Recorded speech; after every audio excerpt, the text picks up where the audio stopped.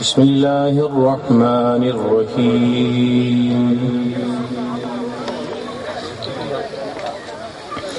إنا أعطيناك الكوثر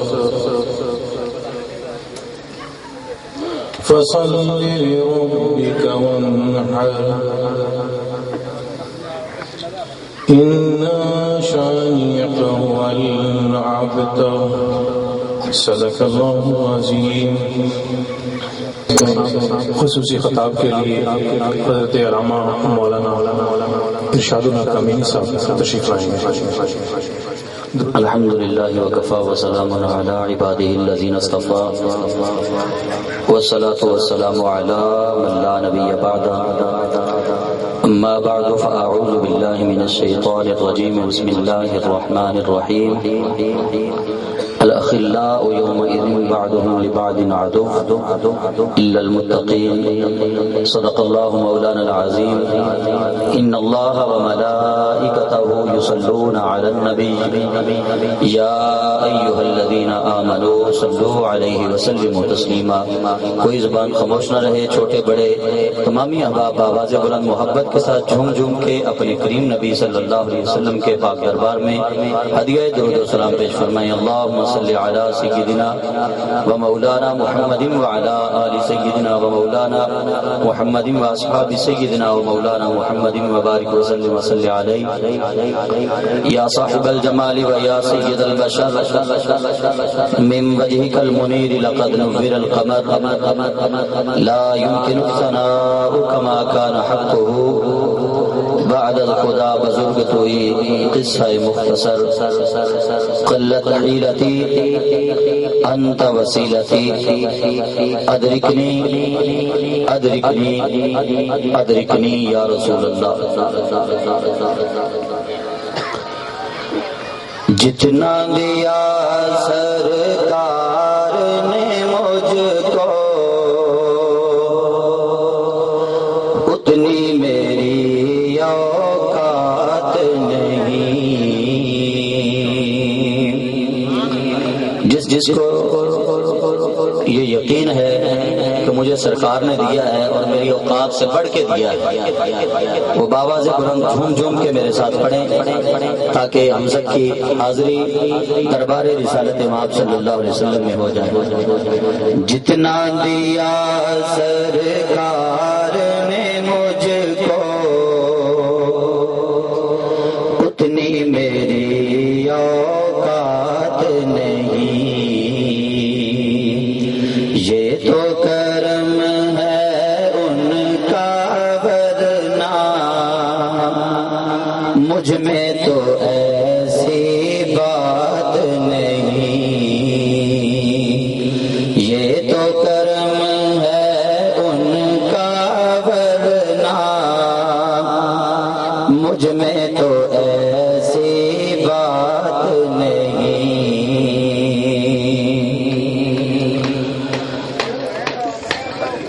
غور تو کر سرکار کی تجھ پر کتنی خاص عنایت ہے، غور تو کر سرکار کی تجھ پر کتنی خاص عنایت ہے، کتنی خاص عنایت ہے۔ کوثر میں ہوں ان کا ثنا خواں، کوثر میں ہوں ان کا ثنا خواں، یہ معمولی بات نہیں، کوثر میں ہوں ان کا ثنا خواں، یہ معمولی بات نہیں۔ جتنا دیا سرکار نے مجھ کو اتنی میری اوقات نہیں۔ حضرت وقار آج کی یہ تقریب صحیح عرس مبارک کی تقریب سعید ہے، اور یہ عرس مبارک شیخ المشائخ شیخ الزمان پیر طریقت رہبر شریعت حضرت قبلہ سائیں اللہ دیتا المعروف صابر مستانہ سرکار رحمت اللہ علیہ، چشتی صابری قادری رحمت اللہ تعالی علیہ، ان کے اثار ثواب کے لیے ان کے عرس مبارک کی یہ تقریب آج سجائی گئی ہے۔ احباب کے لیے یہ انتہائی پرمسرت گھڑیاں ہوتی ہیں ان لوگوں کے لیے جنہیں ہم اپنی زبان میں قدردان کہتے ہیں۔ یہ بہت مبارک گھڑیاں ہوتی ہیں کہ جب کسی مرید کے گھر اس کے پیر و مرشد تشریف لاتے ہیں، تو میرے محترم بھائی محمد بشیر صاحب اور ان کے باقی رفقائے کار، باقی ان کے پیر بھائی مبارکباد کے مستحق ہیں کہ آج اس مجلس کی صدارت فرما رہے ہیں داعیے اتحاد امت، داعیے تعلیمات اولیاء پیر طریقت رہبر شریعت حضرت پیر سائی عبدالستار چشتی صابری صاحب، چیئرمین ادارہ تعلیمات اولیاء پاکستان۔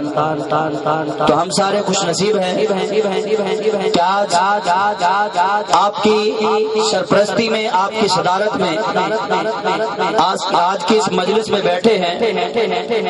چند باتیں میں عرض کر کے اجازت چاہوں گا، پھر محفل سما ہوگی۔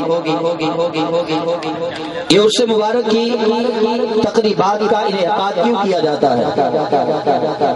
عرس کا معنی ہے شادی، خوشی، جس کو ہم اپنی پنجابی زبان میں میلہ کہتے ہیں۔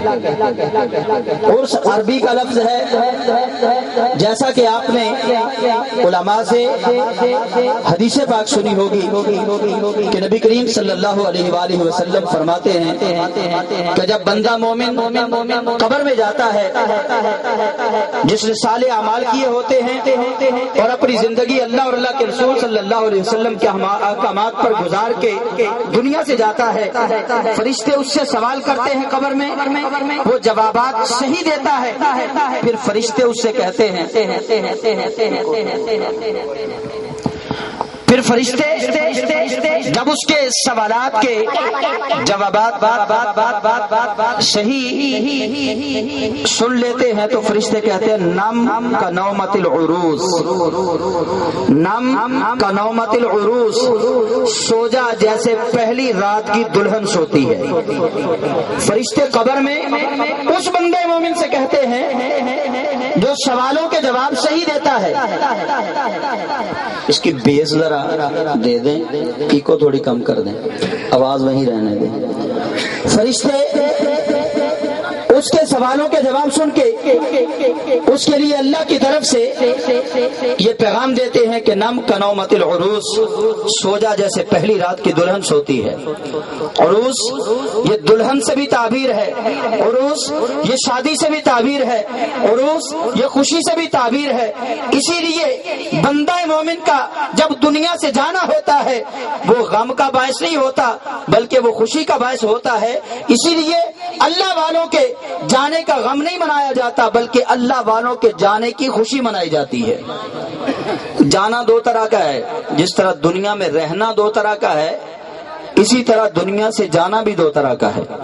دنیا میں رہتے ہوئے بندہ ایک تو غربت والی زندگی بسر کرتا ہے، دوسرا امارت والی زندگی بسر کرتا ہے۔ اسی طرح دنیا سے جانے والا بندہ بھی ایک جاتا ہے غریبوں کی طرح، ایک جاتا ہے امیروں کی طرح، پر وہ جانا جو امیروں والا ہے وہ اس کو نیکو کاروں والا جانا کہتے ہیں، اور قبر کے اندر غریب وہ ہوگا۔ اللہ کے حبیب صلی اللہ علیہ وآلہ وسلم نے ایک دن صحابہ سے پوچھا، صحابہ تمہاری نظر میں مفلس کون ہے، غریب کون ہے؟ صحابہ نے عرض کی یا رسول اللہ ہماری نظر میں غریب وہ ہے جس کے پاس رہنے کے لیے مکان نہ ہو، جس کے پاس کھانے پینے کے لیے اچھا کھانا نہ ہو، جس کے پاس مال و دولت کی فراوانی نہ ہو۔ رب کے حبیب نے کہا نہیں، غریب اس کو نہیں کہتے، بلکہ غریب قیامت کے دن وہ ہوگا کہ جس کے پاس نماز ہوگی، روزہ ہوگا، حج ہوگا، زکات بھی ہوگی، مگر اللہ کی بارگاہ میں جائے گا اس نے اللہ کے بندوں کا دل دکھایا ہوگا۔ غریب وہ ہوگا، نماز تو ہوگی مگر اللہ کے بندوں کی محبت نہ ہوگی، روزہ تو ہوگا اللہ کے بندوں سے پیار نہ ہوگا، حج تو کیا ہوگا اللہ کے بندوں سے محبت نہ ہوگی۔ اللہ کے حبیب نے کہا غریب رب کی بارگاہ میں دولت والے کو، جس کے پاس دولت نہ ہو اس کو غریب نہیں کہتے، جس کے پاس گھر نہ ہو اس کو غریب نہیں کہتے، بلکہ غریب وہ ہے کہ جس کے پاس نیکیاں تو ہوں مگر اللہ کے بندوں کے لیے درد نہ ہو، اللہ کے بندوں کے لیے محبت نہ ہو، اللہ کے بندوں کے لیے چاہت نہ ہو، اللہ کے بندوں کے درد سے اس کا دل خالی ہو۔ اللہ کے حبیب صلی اللہ علیہ وسلم نے یہ ارشاد فرما کے صوفیاء کا مسلک بتا دیا کہ صوفی وہ ہوتا ہے بظاہر دیکھنے کو لوگ کہتے ہیں کہ یہ شریعت سے ہٹ کے کام کر رہا ہے، مگر صوفی کے دل میں شاید اتنی قدر نماز کی نہیں ہوتی، حج کی نہیں ہوتی، زکات کی نہیں ہوتی، جتنی صوفی کے دل میں اللہ کے ایک بندے کی قدر ہوتی ہے۔ کیوں؟ صوفیاء اللہ کے بندوں سے محبت کیوں کرتے ہیں؟ صوفیاء نمازوں پہ اتنا زور کیوں نہیں دیتے؟ حج پہ اتنا زور کیوں نہیں دیتے؟ زکات پہ اتنا زور کیوں نہیں دیتے؟ اس لیے آئیے میں آپ کو حدیث پاک سناتا ہوں، متفق علیہ روایت ہے، اللہ کے حبیب صلی اللہ علیہ وآلہ وسلم خانہ کعبہ کا طواف فرما رہے تھے۔ خانہ کعبہ کا طواف کرتے کرتے رب کے حبیب رک گئے، خانہ کعبہ کی طرف متوجہ ہوئے اور خانہ کعبہ سے ایک بات کہی۔ کیا کہی خانہ کعبہ سے؟ بولیے کیا کہا؟ اونچی بولیے کیا کہا؟ ایک بات کہی، اپنے دل پہ لکھ لیجئے وہ بات۔ ادارہ تعلیمات اولیاء کا مشن مسلکی تعصب کو فروغ دینا نہیں، ادارہ تعلیمات اولیاء کا مشن فرقہ بندی کی تعلیم دینا نہیں، ہم فرقہ بندی ختم کرنے کے لیے نکلے ہیں، مسلکی تعصب کو نیست و نابود کرنے کے لیے نکلے ہیں۔ نہ ہمارا مسلک بریلویت ہے، نہ ہمارا مسلک دیوبندیت ہے، نہ ہمارا مسلک وہابیت ہے، ہم انسانیت پہ کام کرتے ہیں، اسلام پہ کام کرتے ہیں۔ وہ مسلک جو رب کے حبیب نے دیا ہے وہ ہے المسلم اخو المسلم، مسلمان مسلمان کا بھائی ہے۔ یہ ہے صوفیاء کا مسلک، یہ ہے اولیاء کا مسلک۔ کسی مسلک کی بات نہ کرو، فرقہ بندی کا نام لے کے اپنے کریم نبی کے دیے ہوئے اچھے دین پہ داغ مت لگاؤ۔ اللہ کے حبیب خانہ کعبہ کے سامنے رک گئے، فرمایا خانہ کعبہ تیری بڑی شان ہے، خانہ کعبہ تیرا بڑا مقام ہے، خانہ کعبہ تیری بڑی عظمت ہے، پر مجھے اللہ کی عزت کی قسم ہے کہ بندہ مومن کی شان تجھ سے بھی زیادہ ہے۔ خانہ کعبہ بندہ مومن کی شان تجھ سے بھی زیادہ ہے۔ یہ ہے صوفیاء کا مسلک۔ صوفیاء نے یہ مسلک اجمیر سے نہیں لیا، صوفیاء نے یہ مسلک اجمیر سے نہیں لیا، صوفیاء نے یہ مسلک کلیئر سے نہیں لیا، بلکہ صوفیاء نے یہ مسلک مدینہ طیبہ کے والی سے لیا ہے۔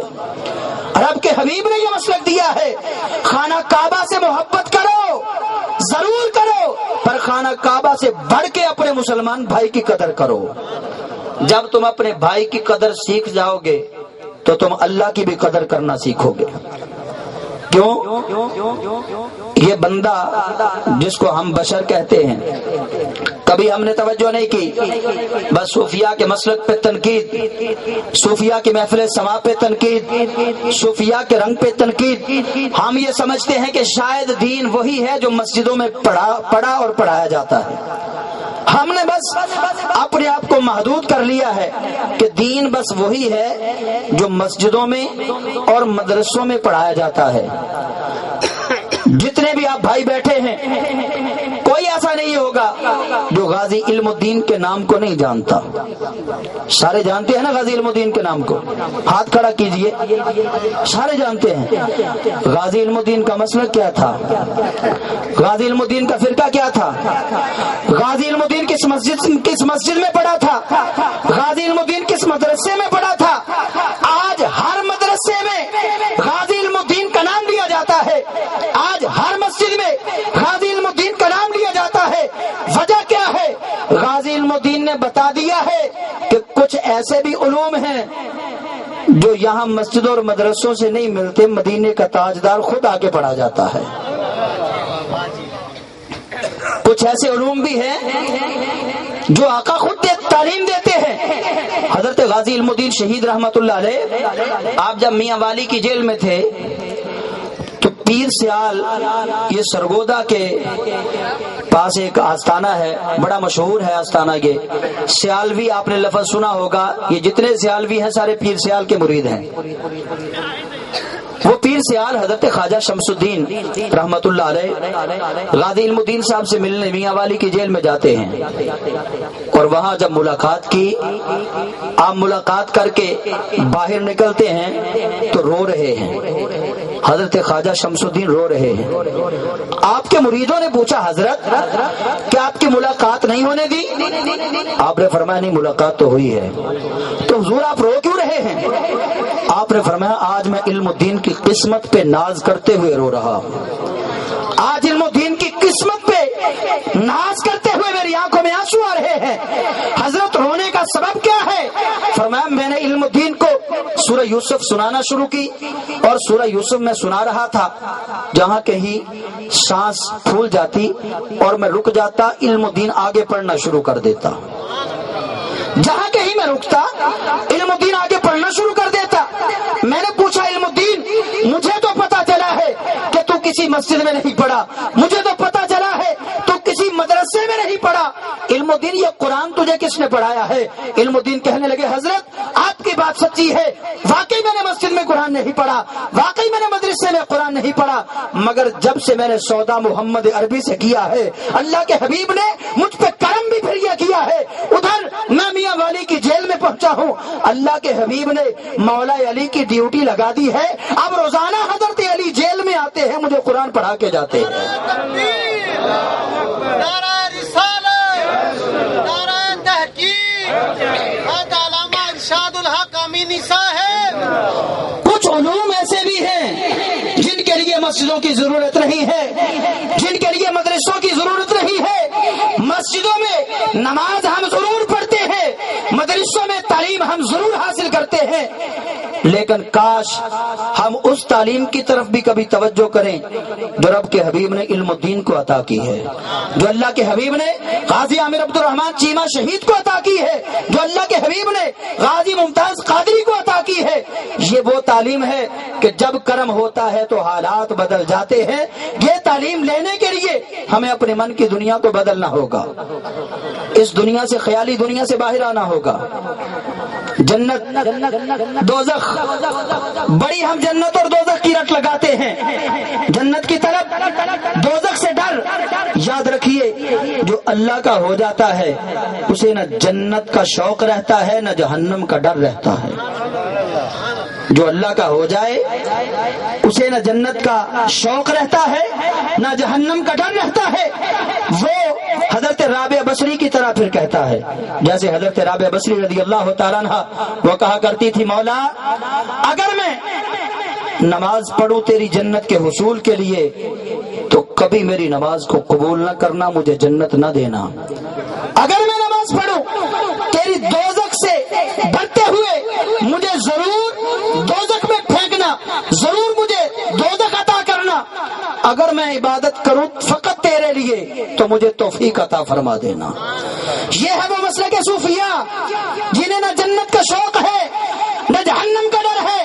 یہ جنت کی طلب فقط اس لیے کرتے ہیں کہ وہاں دیدار باری تعالیٰ ہوگا، وہاں اللہ اپنا دیدار کروائے گا.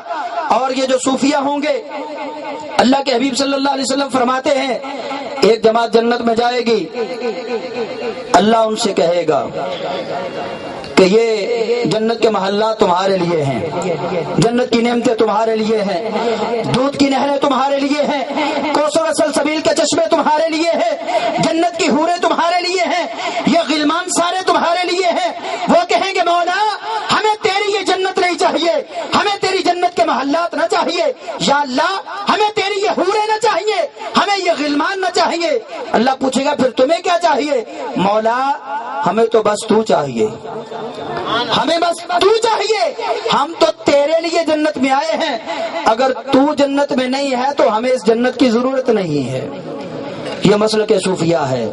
اور اولیاء کاملین کے ساتھ نسبت، اولیاء کاملین کے ساتھ سنگت، اللہ قرآن میں ارشاد فرماتا ہے کہ اس سنگت کا فائدہ کیا ہوگا، اولیاء سے صحبت کا، اولیاء سے دوستی کا فائدہ کیا ہوگا۔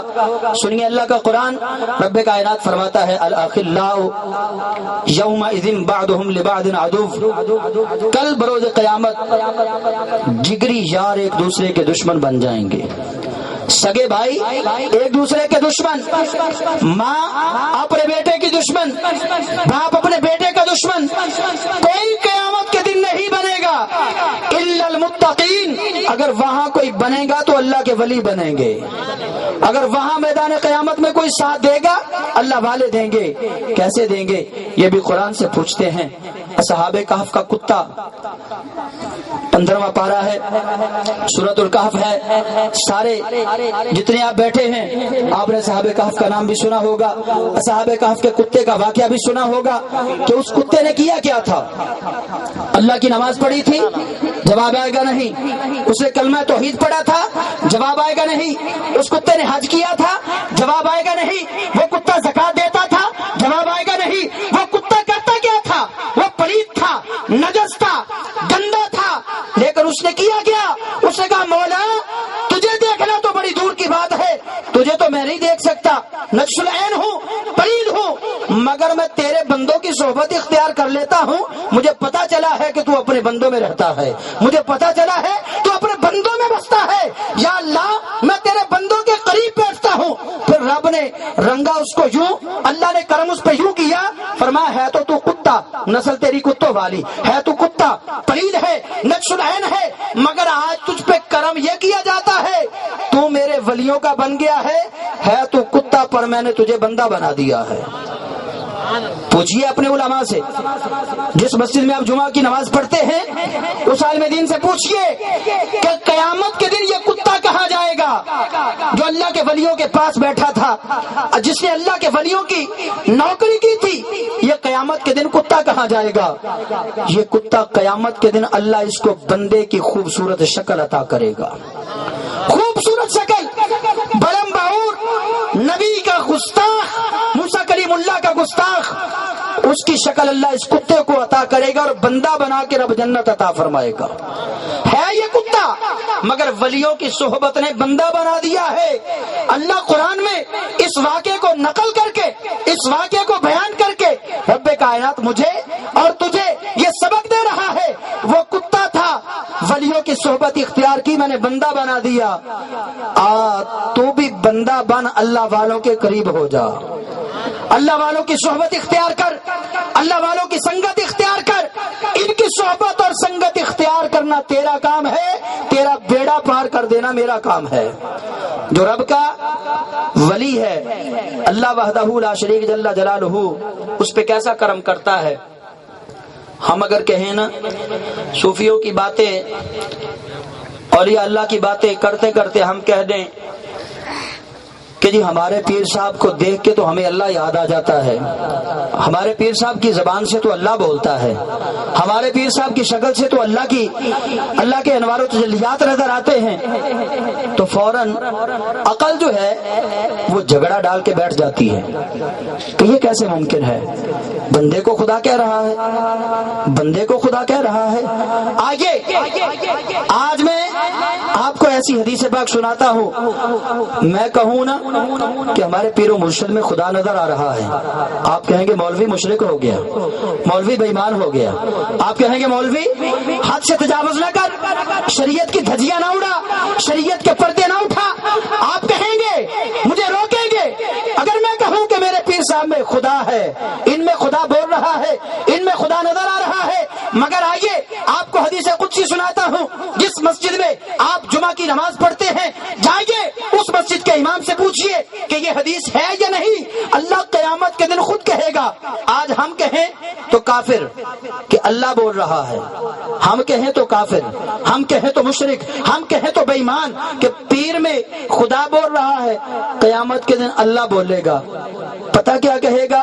سنیے حدیث، جا کے پوچھیے اپنے علماء سے جن مسجدوں میں آپ نماز پڑھتے ہیں، قیامت کا دن ہوگا، اللہ اپنے ایک بندے سے کہے گا کہ میں بھوکا تھا، تو نے مجھے کھانا نہیں کھلایا،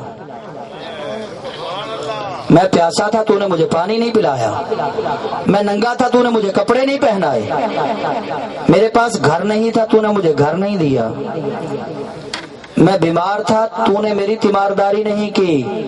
وہ بندہ کہے گا یا اللہ تو بیمار ہونے سے پاک ہے، کپڑے پہننے سے پاک ہے، کھانا کھانے سے پاک ہے، پانی پینے سے پاک ہے۔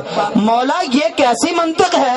تو کہہ رہا ہے کہ میں بیمار تھا، تو کہہ رہا ہے میں بھوکا تھا، یا اللہ تو کہہ رہا ہے میں پیاسا تھا، مولا تو کہہ رہا ہے میں ننگا تھا۔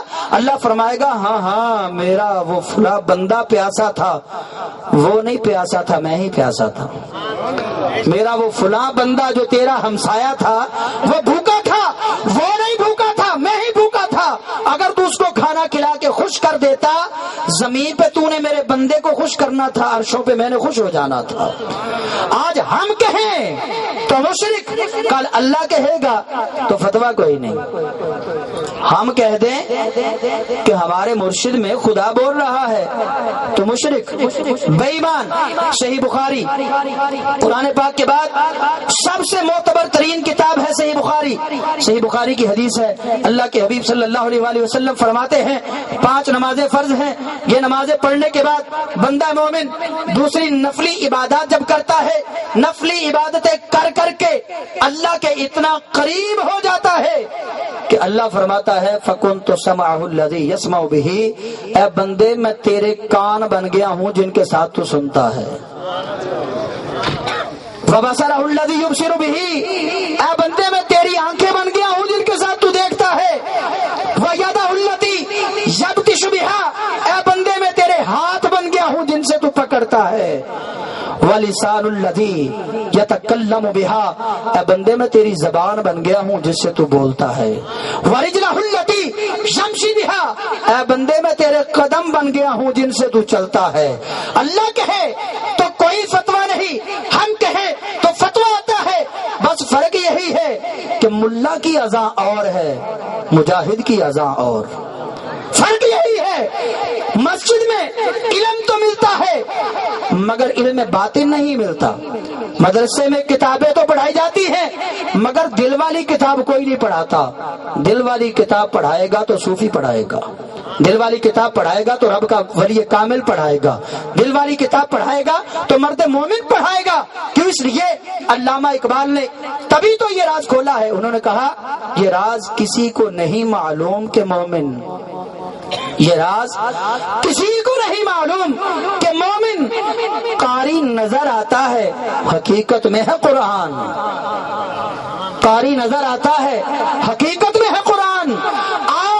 اللہ کے بندوں کے پاس بیٹھ، تیرا بیٹھنا ضائع نہیں جائے گا۔ اگر کتے کا بیٹھنا ضائع نہیں گیا تو محمد عربی کا غلام ہے، تو امت مصطفیٰ ہے، تو اشرف المخلوقات ہے۔ اگر کتا جو پرید ہے وہ ولیوں کے سنگت اختیار کرے، اللہ اس کی جھولی کو خالی نہیں چھوڑتا، تو اشرف المخلوقات ہے، محمد عربی کا غلام ہے۔ جب تو اللہ والوں سے صحبت اور سنگت اپنی اختیار کرے گا اللہ تجھے ضرور رنگ دے گا۔ تو جو اللہ والوں کا ہو جاتا ہے اس کے پھر کیا ہی مقدر سنورتے ہیں۔ آئیے ایک بات آپ کو حضور سیدنا غوث اعظم رضی اللہ تعالیٰ عنہ کی سنا کے اجازت چاہتا ہوں کہ جو کام شیر نہیں کرتا وہ ولیوں کا کتا کرتا ہے۔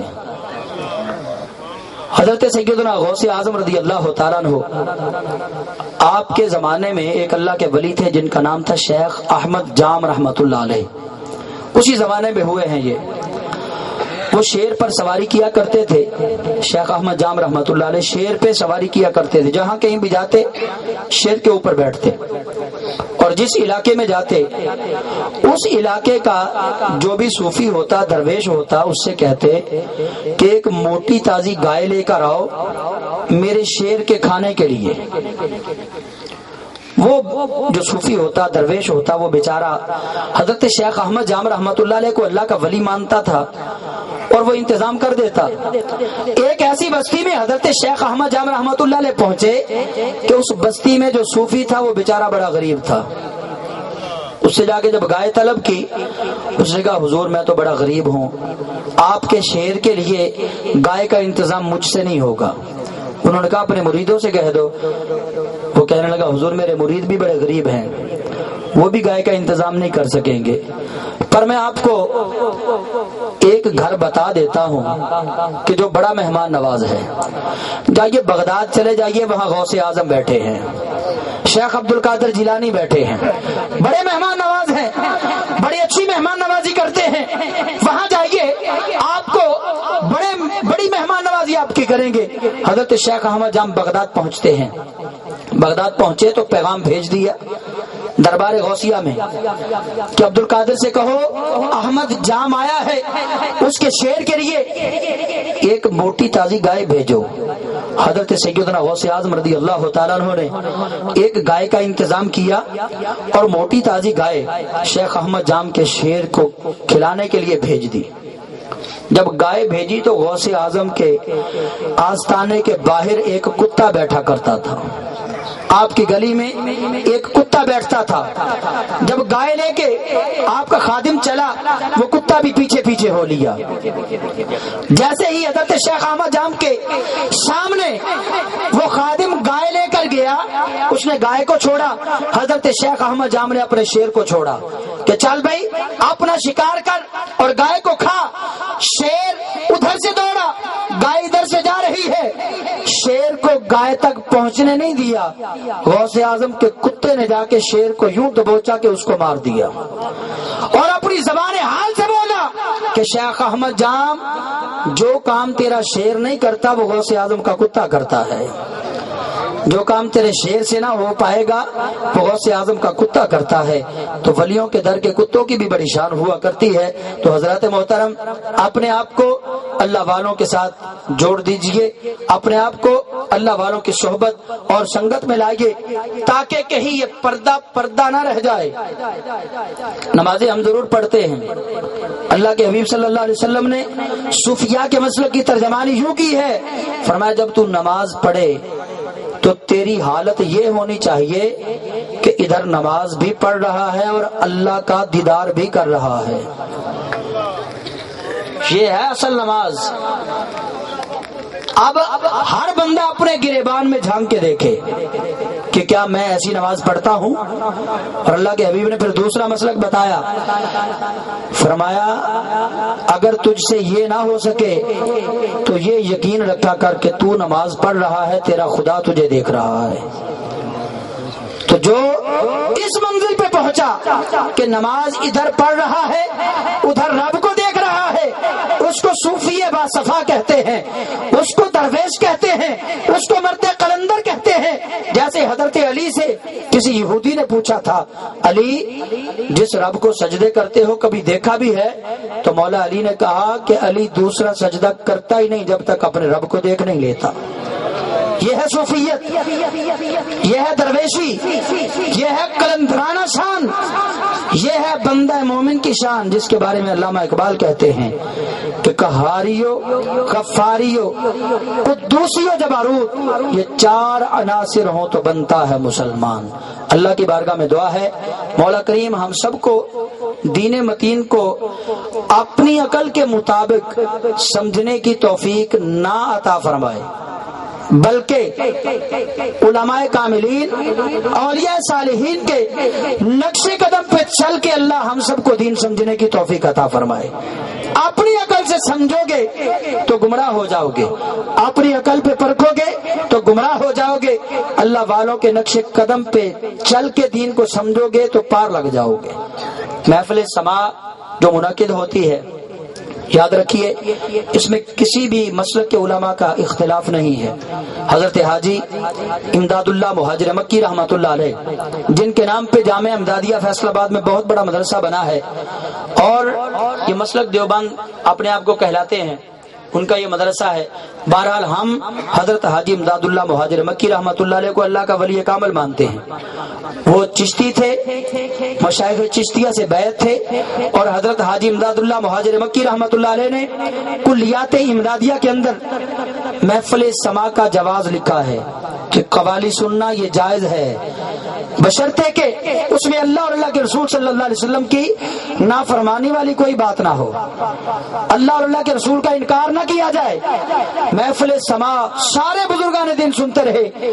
مولانا اشرف علی تھانوی صاحب دارالعلوم دیوبند کے بہت بڑے محدث، علماء دیوبند میں ایک چوٹی کا نام ہے مولانا اشرف علی تھانوی صاحب کا، وہ بھی محفل سماع کو جائز لکھتے ہیں کہ محفل سماع جو ہے یہ جائز ہے. اور یہ محفل سماع ابھی نہیں چلی، تھوڑی دیر پہلے امام احمد بن حنبل رحمۃ اللہ علیہ آج سے تقریباً 1200 سال پہلے امام احمد بن حنبل رحمۃ اللہ علیہ کے پاس کچھ لوگ آئے. انہوں نے کہا جناب ہمارے پاس ایک صوفی نے ڈیرا لگایا ہے، وہاں لوگ سماع سنتے ہیں اور پھر وجد بھی کرتے ہیں، رقص بھی کرتے ہیں.